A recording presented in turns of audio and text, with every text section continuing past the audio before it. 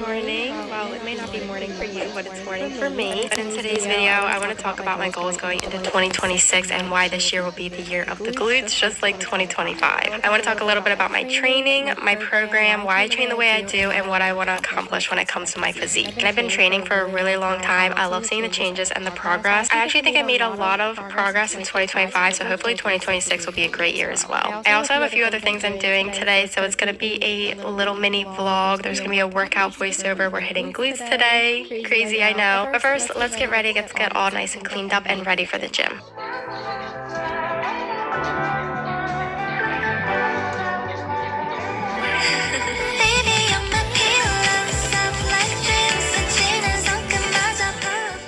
Let's show you guys my breakfast. This has been a fixation lately, so it's just super simple. I don't like to have a whole lot for breakfast. I have tortilla, eggs, cheese, turkey sausage with some salsa. This is like a fire roasted salsa. It is so good. So I'm gonna eat this and then I'm gonna go upstairs and get dressed for the gym. So that took a lot longer than I thought. I just got done putting away so much laundry I had on my floor, but I have my gym fit on.